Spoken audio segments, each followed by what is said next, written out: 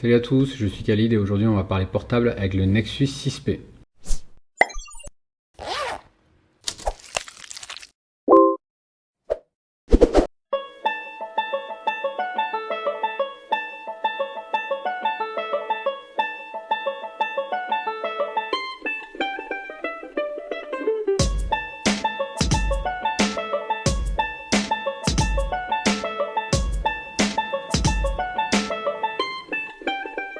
Le Google Pixel et l'iPhone 7 sont de sortie.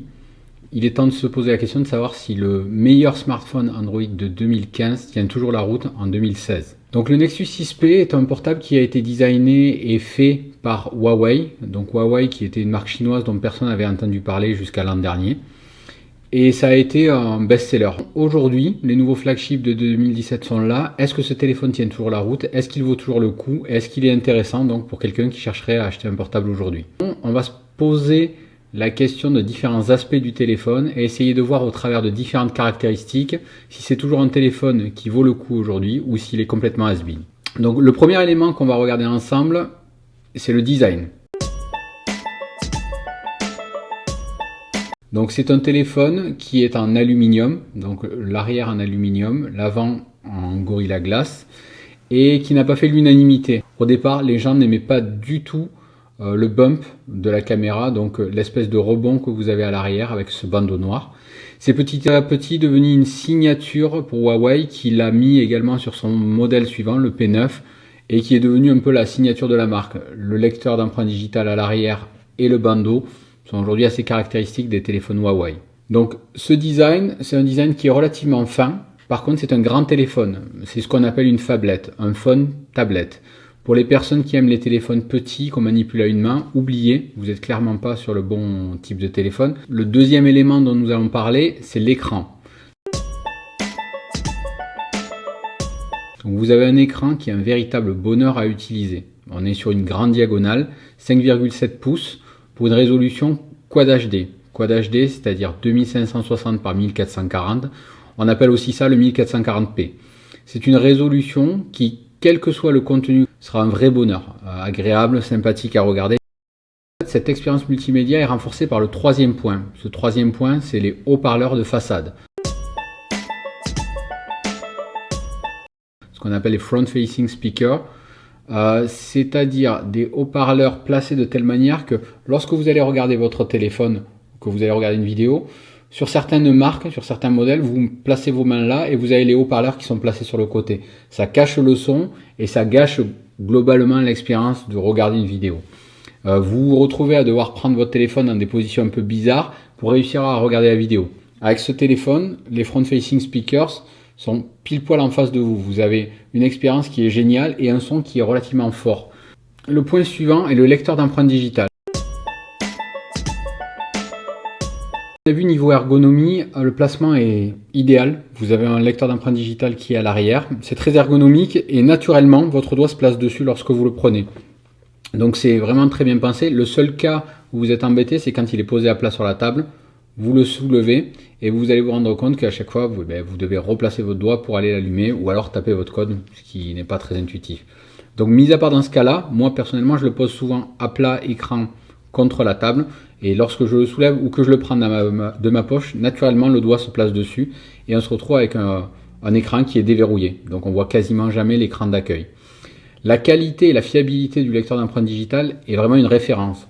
Pour les gens qui viennent de l'iPhone, pas de souci, vous avez l'habitude, à chaque fois que vous placez votre doigt, ça débloque directement. Pour les gens qui viennent d'un Samsung, notamment le Galaxy S7, on se retrouve assez souvent avec un écran en fait qui ne se déverrouille pas directement parce que le lecteur n'est pas fiable. Il vous demande de replacer le doigt plusieurs fois avant de le prendre. Sur ça, jamais eu de souci. On est sur une qualité à 99%, il se déverrouille, et quel que soit l'angle sous lequel vous placez le doigt, ce qui est vraiment impressionnant. Le point suivant dans les caractéristiques de ce téléphone, c'est l'USB-C. Donc au moment où ce téléphone est sorti, l'USB-C était encore très innovant. Et les gens ont reproché de sortir quelque chose qui n'était compatible avec rien, dont les connectiques n'étaient pas établis et dont on allait avoir du mal à trouver des chargeurs et des câbles. Aujourd'hui, en 2016, on voit que le MacBook fait aussi la même polémique. Ils ont remplacé tous leurs ports par des ports de type USB-C, Thunderbolt 3 pour les amateurs, mais pour de l'USB-C. Donc cet USB-C est aujourd'hui la référence en 2016 et de plus en plus, on va aller vers quelque chose qui tend vers ça. Donc il faut se dire que le choix de Google et Huawei était bien vu puisqu'aujourd'hui, ils ont pris en 2015 un choix qui est pertinent pour 2016, 2017 et après. Alors cet USB-C n'a pas uniquement pour caractéristique que d'être réversible et d'être le standard up-to-date. Il a deux caractéristiques principales. Donc la réversibilité, on vient de le dire. La seconde caractéristique principale, c'est le débit. Il permet un débit de données beaucoup plus important. Donc lorsque vous allez transférer vos données, cela va aller plus vite et être plus efficace, donc plus de rapidité. Mais vous pouvez aussi transférer plus d'énergie, ce qui va vous permettre de recharger plus rapidement, ce qu'on appelle le fast charge. Donc le point suivant est la batterie.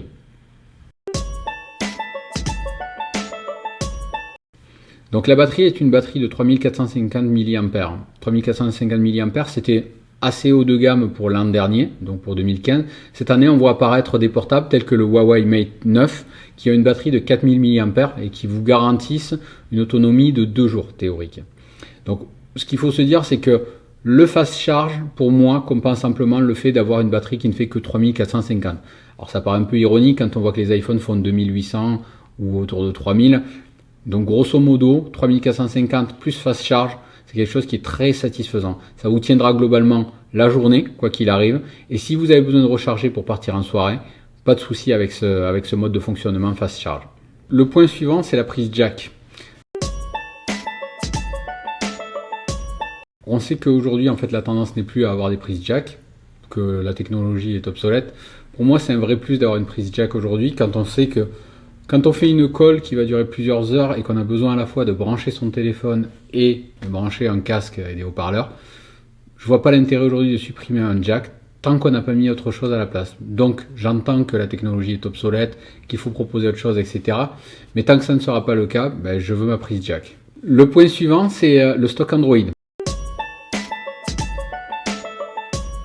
Donc lorsque vous prenez un Nexus ou les devices qui sont faits directement par Google, l'idée est de proposer l'expérience Android pure telle que Google l'a conçue.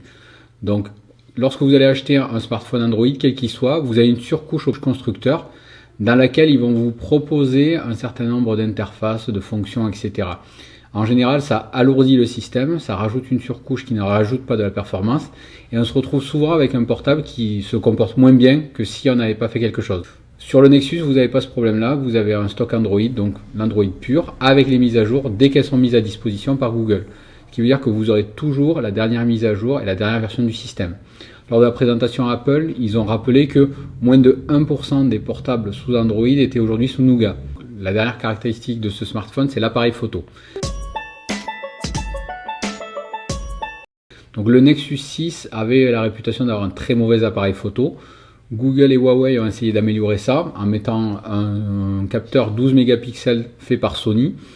Par contre, effectivement, lorsque vous regardez dans le détail, la qualité est bonne en extérieur en plein jour. Si vous allez par contre en faible luminosité ou de nuit, vous vous retrouvez sur quelque chose qui est de bien moins bonne qualité. Si vous le comparez à un iPhone 7 ou à un Galaxy S7, la qualité est bien moins bonne. Donc c'est un bon appareil photo en conditions normales. Dès que vous passez en conditions un peu extrêmes ou sombres, vous passez sur quelque chose qui est vraiment pas au niveau des autres. Donc si on fait un petit bilan sur ce téléphone, on est donc avec un téléphone qui a un design qu'on aime ou qu'on n'aime pas, un écran qui est excellent, des haut-parleurs qui sont excellents, un appareil photo qui est très correct, une prise jack et un Android qui est up-to-date. Pour moi, ce smartphone est un smartphone de très bonne qualité. Si on le compare aujourd'hui au Google Pixel, qu'est-ce qu'il a en moins? Il n'a pas d'étanchéité, c'est un vrai moins, puisque aujourd'hui, si par accident vous tombez votre téléphone dans la baignoire, dans la piscine ou je ne sais quoi, je me doute bien que vous n'allez pas utiliser votre téléphone dans le bain, mais si par accident vous renversez de l'eau dessus, avoir un smartphone que vous n'avez pas jeté à la poubelle, c'est quand même quelque chose qui est un vrai plus. Le deuxième avantage des portables de cette année, donc des smartphones de cette année, c'est la qualité photo, que ce soit l'iPhone 7 ou le Google Pixel. L'argument numéro 1 est la qualité photo. Donc si vous utilisez votre smartphone au quotidien pour prendre toutes vos photos, c'est peut-être pas le meilleur choix. Dans le cas contraire, si vous prenez de la photo ponctuellement, des enfants qui jouent à l'extérieur, vous êtes sur un portable qui est largement suffisant. Donc, en gros, est-ce que ce smartphone, aujourd'hui en 2015, doit rougir face au flagship de 2017? Pour moi, absolument pas. C'est un smartphone qui est d'excellente qualité. Le tarif est aujourd'hui pour celui-là, 64 Go à 449 € sur Amazon. Vous pouvez avoir des versions 32 Go autour de 300 à 350 € suivant le fournisseur. Donc c'est un smartphone qui reste très abordable par rapport à la qualité qu'il vous fournit, comparé à un iPhone qui va être aujourd'hui au-delà de 1000 € si vous voulez la version 128 Go. Si vous partez sur une version 32 Go, vous allez être grosso modo pour un iPhone 7 Plus, donc de diagonale équivalente, un peu moins importante, vous allez être autour de 900 €. Donc on est sur la moitié du prix pour avoir simplement un appareil photo de moins bonne qualité. Et vous avez en plus l'expérience stock Android pour les gens qui ont envie de découvrir ou de switcher. Donc pour moi, c'est un smartphone que je vous conseillerais absolument pour tous les gens qui veulent découvrir Android tel qu'il est conçu par Google sans y mettre un prix hallucinant.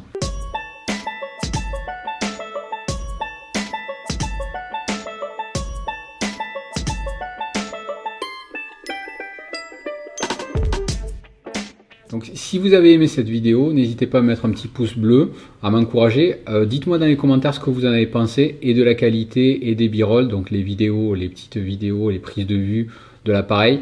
Pour ceux qui n'ont pas vu, j'avais déjà fait une vidéo sur le DJI Osmo, que vous trouverez en lien ici ou en dessous, je ne sais pas encore. Mais quoi qu'il arrive, j'ai changé entre-temps d'équipement et l'idée est de voir avec vous si vous trouvez la qualité meilleure, moins bonne, ce que vous aimez, ce que vous n'aimez pas, ce que vous aimeriez voir éventuellement, que ce soit sur le Nexus 6P ou d'autres smartphones. J'ai notamment le Galaxy S7 et je pense faire une revue dessus, ou sur d'autres appareils, peut-être l'appareil photo avec lequel je filme, qui est un Lumix G7, ou le micro avec lequel j'enregistre, qui est un Rode VideoMic. Si ce genre de vidéo vous intéresse, n'hésitez pas à me le faire savoir dans les commentaires, à vous abonner à la chaîne. L'idée est ici de partager ensemble et de vous proposer des contenus de mieux en mieux. Donc n'hésitez pas à me faire vos retours pour que je puisse m'améliorer. Donc merci à vous et à plus tard.